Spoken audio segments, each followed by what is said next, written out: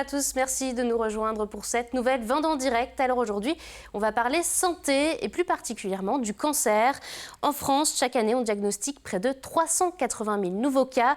Il s'agit de la première cause de mortalité prématurée en France. Et j'accueille sur ce plateau Jacqueline Hérault. Bonjour. Bonjour Alexia. Alors vous êtes retraitée et on vous a diagnostiqué un cancer du poumon en novembre dernier. Vous avez eu une opération en décembre. Ensuite, expliquez-moi déjà un peu votre parcours. Il s'agit du deuxième cancer que vous avez. Oui, en 2017, on m'a découvert un cancer du sein, alors qu'il n'y en a pas dans ma famille, que ce n'était pas génétique. Et on m'avait annoncé une fin fatale, 3 semaines.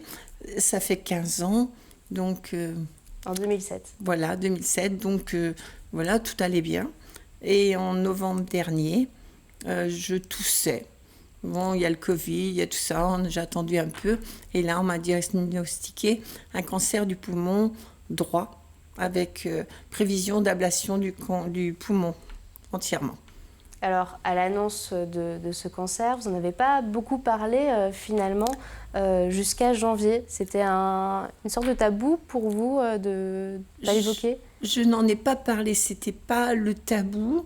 Je n'en ai pas parlé parce que entre le mois de novembre où on l'a diagnostiqué et l'opération, on était déjà arrivé au 20 décembre. Et je n'avais pas envie de gâcher... les fêtes de mes proches, de mes amis et des gens qui m'avaient fait confiance dans mon travail précédent. Et je voulais... Et en plus, j'étais terrifiée par ce qui m'arrivait, puisque j'avais déjà vécu la chimiothérapie et là, je ne savais pas ce que j'allais avoir. J'ai eu de la chance et malheureusement, dans le cancer, il y a quand même de la chance. J'ai eu la chance que ce deuxième cancer n'avait rien à voir avec le premier. Ce qui a fait que j'ai pu avoir une opération et là, je suis en chimiothérapie. Ce qui donne quand même un grand espoir. Alors, ce qui vous a poussé à en parler notamment, c'est aussi, vous parliez de l'annonce du concert du chanteur Florent Pagny. À quel moment vous vous êtes dit, oui, moi aussi, je veux en parler ? Le 20 décembre, j'étais à l'AENEC où j'ai rencontré des soignants exceptionnels et qui m'ont dit qu'il n'y avait pas de temps à perdre, donc j'ai été opérée le 27 décembre. Je suis rentrée chez moi le 3 janvier. J'ai eu 70 ans le 25 janvier. Et l'annonce de Florent Pagny était le 25 janvier, comme quoi il avait un cancer du poumon. Et il y avait eu Jean-Pierre Pernaut, Et cette annonce me dit, mais il n'y a pas que les gens du showbiz qui ont le droit de s'exprimer. Des gens comme moi, comme tout le monde, des gens qu'on rencontre tous les jours à l'épicerie, chez le fleuriste, dans la rue, ont aussi un cancer et osent peut-être pas en parler. Donc, parce que c'est encore un peu tabou, mais c'est pas une maladie transmissible, c'est pas une maladie qui s'attrape parce que vous rencontrez les gens. Alors, on peut en parler et on doit en parler. Parce que quand on a ce diagnostic, ça vous tombe sur la tête, vous savez plus très bien. Alors, après, on a besoin d'en parler, de se confier.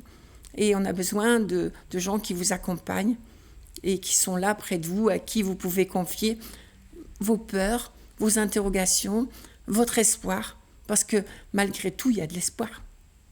Alors, vous parliez de tabou. On sent quand même aujourd'hui une petite dynamique. Enfin, est-ce qu'on sent de plus en plus la parole libérée ? C'est encore difficile. Pour moi, c'est libéré. Et j'encourage tous ceux qui ont le cancer et qui peuvent en parler, d'en parler.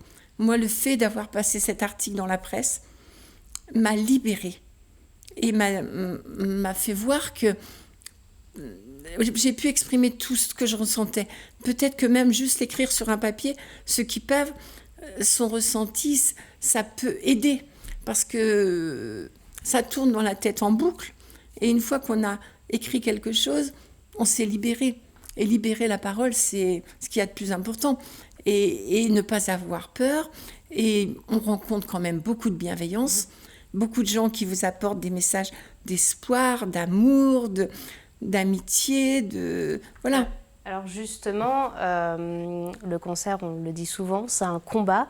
Et finalement, pour le vaincre, est-ce que finalement ça suffit, les médicaments, la chimio, les opérations, ou il y a autre chose, quelque chose L'accompagnement, ça joue aussi? Oui, je pense qu'il faut avoir confiance dans les soignants, ceux qui savent, être très conciliant avec les gens qui font ce métier tout autour de la maladie, les infirmiers, les femmes de salle, tout le monde, tous ceux qui sont là et ceux qui sont auprès de nous et qui sont vraiment là à tout moment, qui prennent votre peine, qui sont injustement des fois rembarrés.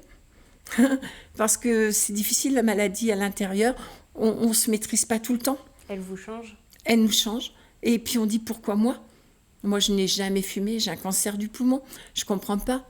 Et moi j'ai vécu malheureusement un cancer, j'étais malade, j'ai eu des aidants. J'ai accompagné mon mari pendant 14 mois qui est mort d'un cancer, où j'ai combattu, j'aurais prié Dieu, Bouddha ou je ne sais qui pour le sauver. Je n'ai pas réussi, mais j'ai été bien accompagnée. Et j'ai cru qu'avec ce deuxième cancer, j'allais pouvoir être un peu plus facile à vivre. Je pensais que de moi-même,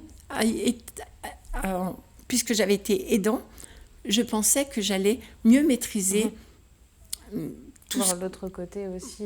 Mon côté, ouais, difficile, sauf que non.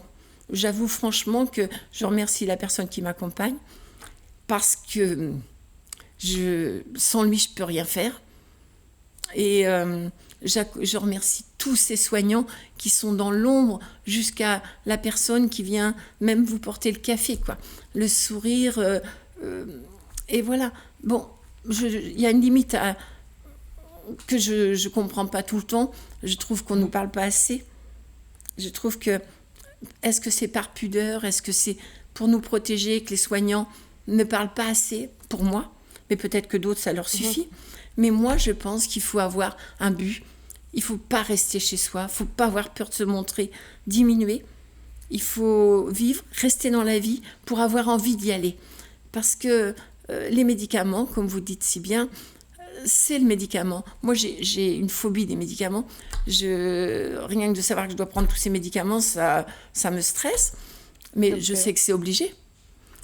Mais ce que vous conseillerez aujourd'hui à des personnes, pour terminer, qui sont aussi atteints du cancer, en 3 mots, qu'est-ce qu'on pourrait faire aussi au-delà? Espoir, amitié et bienveillance. Voilà. Je pense qu'il faut faire confiance à l'humain. Merci Jacqueline pour Merci à vous. Cette belle leçon de vie. Merci Alexis. Pour votre témoignage. Moi, je vous remercie de nous avoir suivis. On se retrouve très très vite pour une nouvelle Vendée en direct.